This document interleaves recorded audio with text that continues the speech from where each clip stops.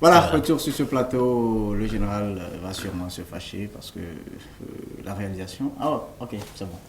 Nous sommes ici au plateau avec notre invité, le général l'excellence, Yark, le ministre de la Sécurité, Yark Junior. Voilà, qui est là ce matin parce que nous avons parlé du bâton depuis lundi. On a commencé aujourd'hui, on veut clôturer. Et on a essayé d'inviter le général qui va nous dire si pour lui c'est bien de ramener le bâton. Parce que vous savez, l'armée, quand on parle, on dit armée là, c'est que c'est dur, dur. Est-ce que c'est comme ça qu'il faut y aller? Et on va écouter le général. Bonjour, Excellence.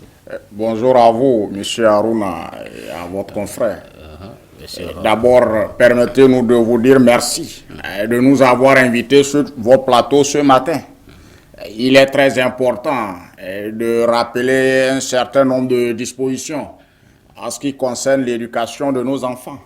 Je le dis, c'est nos enfants, les élèves notamment. Il y a une façon de les encadrer.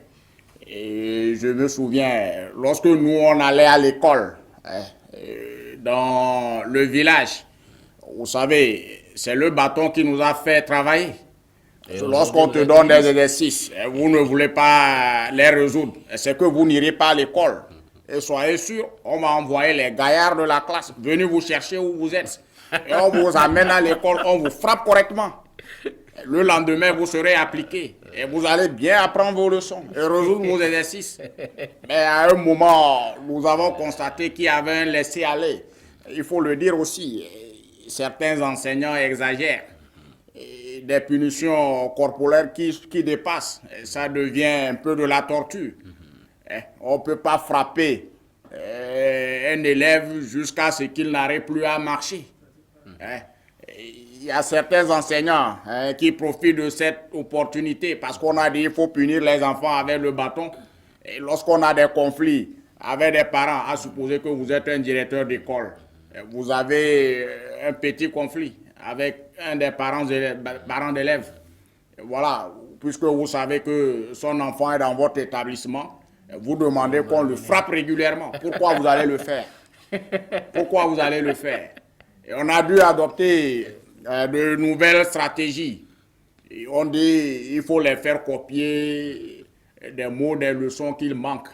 Ça ne passe pas. Et ils vont se faire aider par leurs camarades. Vous me demandez d'écrire, par exemple, une citation 1000 fois. Je rentre à la maison, moi, si j'ai de l'argent, je vais payer, mes amis ils vont le faire.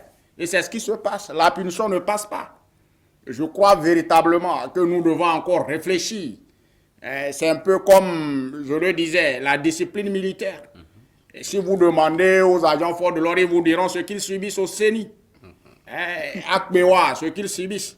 Et si on ne le fait pas, ils ne seront pas aussi résistants.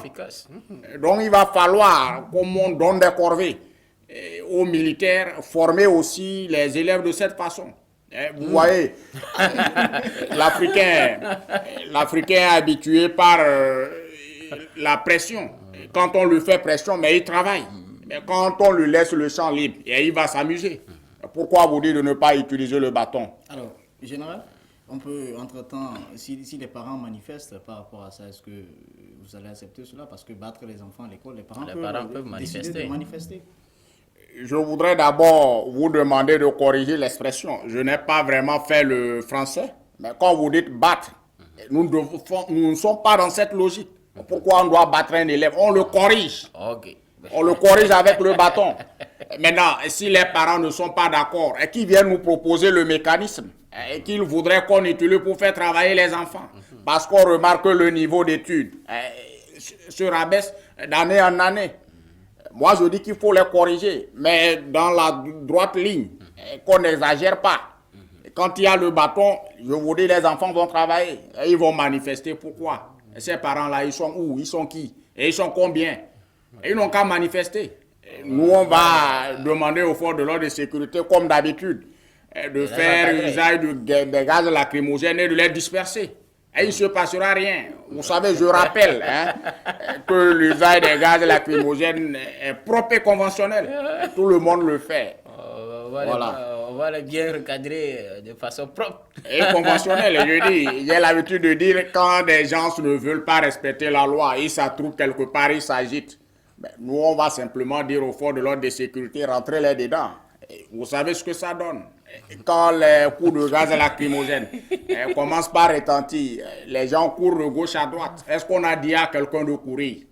C'est vous qui courez parce que vous savez que c'est mauvais. Est-ce que je me trompe? Non, vous ne trompez pas, excellent. Alors, attention, un message peut-être à l'endroit de ces enseignants-là et qui corrigent les enfants d'une façon exagérée. Oui, les gens ont l'habitude. Lorsqu'on s'exprime comme ça sur les médias, ils reprennent nos propos pour dire de n'importe quoi. Je profite pour les mettre en garde, de bien écouter, de bien interpréter ce que nous disons. C'est pour le bien du pays. Je dis très bien, ces enseignants qui le font, pour quel intérêt? Lorsque vous maltraitez l'enfant de quelqu'un, parce qu'aujourd'hui vous avez cette autorité, vous êtes enseignant, et bon, quand vous faites la cour à une fille, à une élève par exemple, elle refuse, le lendemain il faut l'infliger des punitions. Ouais. Pourquoi vous le faites? Et si des cas comme ça se révèlent, nous on va les sanctionner. Et on en a sanctionné des gens. Et ne croyez pas que, oui, on a dit qu'il faut utiliser le bâton pour recadrer les enfants. Il faut en abuser. Et si vous allez d'abus en abus, nous, on va vous coffrer. Et il ne se passera rien. C'est intéressant de recevoir le ministre Junior ici à studio avec nous. On dirait qu'on est avec le grand général. Oui. Moi, je veux d'ici lui poser une question. Est-ce que, monsieur, est-ce que vous avez déjà eu l'occasion de rencontrer le ministre lui-même? Vous savez, il y a certaines questions dont les réponses, nous ne pouvons pas les donner sur les réseaux sociaux. C'est diplomatique. Pourquoi je dois le dire ici? C'est déjà un niveau diplomatique, j'imagine. Vous l'aurez compris, chers téléspectateurs. Oui, vous dites la sécurité du pays est en danger. Et ça veut dire que vous avez bien vu. C'est pour cela que nous aussi, on s'organise. On prend nos mesures, des dispositions pour pouvoir contrecarrer tout ça. Le Togo, c'est un pays de paix et cette paix régnera, quelles que soient les menaces. On sera à la hauteur, il ne se passera rien. Voilà, c'est lui l'auteur des audios que vous avez très souvent écoutés sur WhatsApp. On vous dit, voilà, le ministre de la Sécurité, le général Yark Junior, et les gens ne prêtent pas attention. Quand ils lisent, ils voient Yark, le ministre de la Protection civile, de la Sécurité de la Protection civile. Yark Junior, on précise souvent. Voilà. Et les gens lisent, ils disent, ah, c'est Yark qui a dit ça, c'est Yark qui a dit ça. Bon, vous comprenez, même après la Champions League, où le Barça a reçu 4, je crois c'est 4, non? Voilà, il a eu à faire un audio également qui a circulé sur WhatsApp. Les gens pensaient vraiment que c'est le général qui a parlé du foot. Et finalement, on se disait, le général, lui, il met sa bouche dans tout, quoi. Il touche tout sujet. C'est lui qui se cache derrière ces audios-là. Donc, c'est lui, vous allez vous présenter normalement pour que les téléspectateurs puissent mieux vous connaître. Voilà, peut-être avant de me présenter, comme cela se doit, je dois peut-être clôturer mon mot en disant... Bientôt, c'est la rentrée universitaire. D'autres ont déjà commencé. Aux étudiants, lorsqu'ils sont sur leur moto, sur les engins, ils vont à l'école, de faire extrêmement attention. C'est pour cela, depuis un certain nombre de temps, nous avons exigé l'obtention du permis A. Et je crois qu'ils se sont déjà inscrits pour ça. Lorsque vous êtes sur les voies, évitez d'utiliser vos téléphones. Vous avez les écouteurs dans les oreilles. Et parfois, on vous klaxonne, vous faites semblant. D'ailleurs, vous n'entendez pas. Vous insultez les gens parce que vous êtes étudiant. Vous êtes étudiant et quoi? Vous nourrissez qui? Des filles qui vont faire des coiffures. Lorsqu'elles portent le casque n'arrive plus à contenir. Et elles se font les filles des grands patrons. Ou vous avez un copain qui est un DG, c'est fini, il faut embêter les gens dans la rue. Vous vous trompez. Si des cas comme ça s'avèrent, que vous soyez étudiant ou pas, moi je vais demander qu'on vous sanctionne conformément à la loi. C'est pour votre sécurité. Voilà. Merci, monsieur le ministre Junior. Voilà, je crois qu'il va revenir à lui. Voilà. Bien voilà, fidèles téléspectateurs, appelez-moi Intombable Pignon Mognon, c'est mon nom d'humoriste. Attends, il faut reprendre. Intombable Pignon Mognon. Pignon Mognon. Voilà. Pignon Mognon. Pignon Mognon. Ça, c'est le nom d'humoriste. C'est-à-dire que c'est le nom principal. Voilà. Okay. Maintenant, c'est à cela que vient s'ajouter Intombable Yark Junior. Voilà. Okay. Donc, à l'état civil, on m'appelle Raymond Piabalo Balé Magnou Wedeu.